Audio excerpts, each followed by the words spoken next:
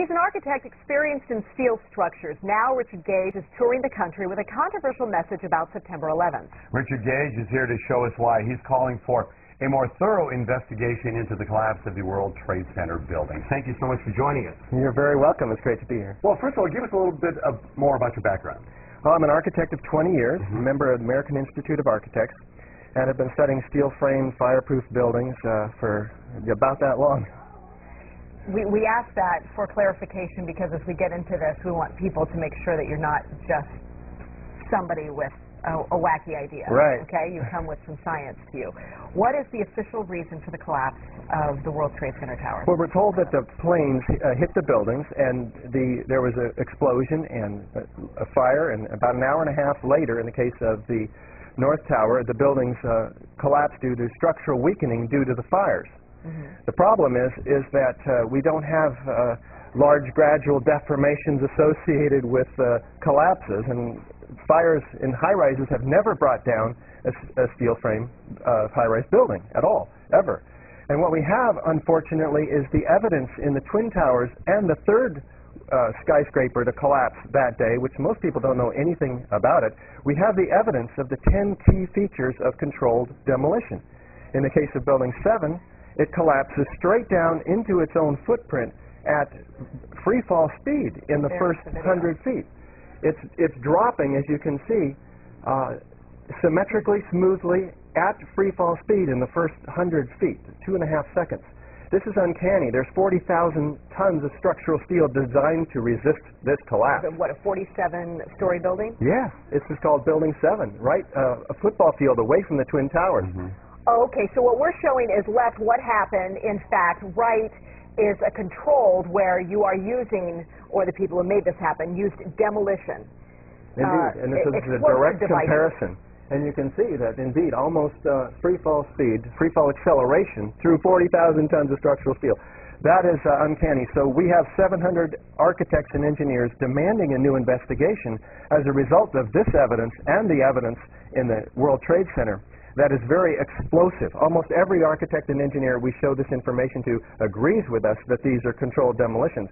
If we can get them to look at the information, because obviously the implications of a controlled demolition are dark for our country, because that means somebody besides Al-Qaeda was involved, because these have to be easily 3 of the most highly secure buildings outside the Pentagon. Now, if that was a controlled demolition, would there not be any evidence at the ground level of explosives within the building itself, the debris that's left? Indeed, and what we find down there is pools of molten iron. What does that mean? Several tons. Exactly. What is that doing there? The first responders see it, the structural engineers see it. It's documented by FEMA, the melting of steel. Normal office fires is what's supposed to have brought these buildings down, along with jet plane impacts. But jet fuel and office fires don't produce molten iron or molten steel. It doesn't begin to melt until 3,000 degrees. But what we have is the fires only produce maybe 1,600 degrees. So what produced all that molten iron? Well, it has in it the chemical evidence of a special incendiary, which is thermite, a high-tech incendiary used to cut through steel like a hot knife through butter. Indeed, in all of the dust throughout lower Manhattan, we have 4 to 6 inch thick layer of this dust, and throughout it we have evidence of tiny spheres, billions of them, several tons of previously molten iron. Well, how does that happen? If you have molten iron, the byproduct of thermite is molten iron, and it's dispersed throughout all of this dust. Now, you were allowed to go in and get samples and examine it? Oh, there's plenty of dust. A lot of people have this dust, and 4 of these samples have been sent to physicist Stephen Jones, formerly of Brigham Young University.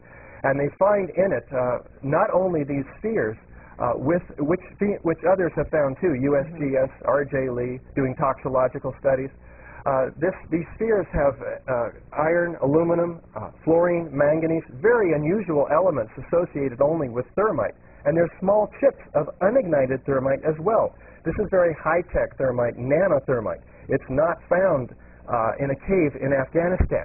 It's produced in very sophisticated Defense Department contracting laboratories. Okay, well, we have an enemy here. That the finger has been pointed to, that it was the work of Al-Qaeda, this was the work of Osama bin Laden, at least to get the planes all going into the buildings and into the field in Pennsylvania and into the Pentagon. Is there no way that they then could still be the enemy that placed those in the buildings first and then did the incendiary device via a plane second? Right. Well, what you have to ask is who had access to the buildings? Did Al-Qaeda have access to these highly secure buildings? Probably not. Did they have access to sophisticated nanothermite, where the particles are 1,000 times smaller than a human hair? Probably not. Somebody else has to be investigated, and that's why we have 700 architects and engineers demanding a real investigation. We don't have the whole theory as to how this happened, who did it, why. We just lay out the facts like we did last night in the Veterans Memorial Auditorium, and we demand a real investigation, and they'll find out who, why, how, etc. Okay. Then let me ask you, I'm person X. I want to place something in one of those buildings. Where would I carry it? How big would it be? Is it that visible that I would be spotted by security, or could I place it in one of my tooth fillings? Yeah. We're talking about several tons of nanothermite and ordinary thermite. One would have to have access through security. So the security company involved for the World Trade Center should be thoroughly investigated. And it turns out to be Securicom, Stratosec. Somebody should look and see who's on the board of those companies. Some very interesting individuals turn out to be.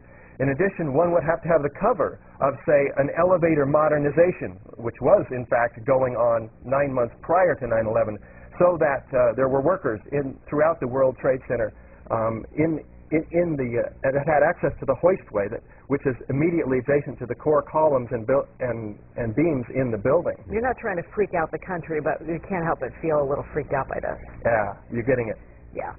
And, of course, this is something we want to talk with you about a whole lot more, and we're out of time. But we do have a great deal of information on our website, kmph.com. Thank you very much for your time today. You're so welcome. Thank you for opening up a lot to think about. We'll be right back.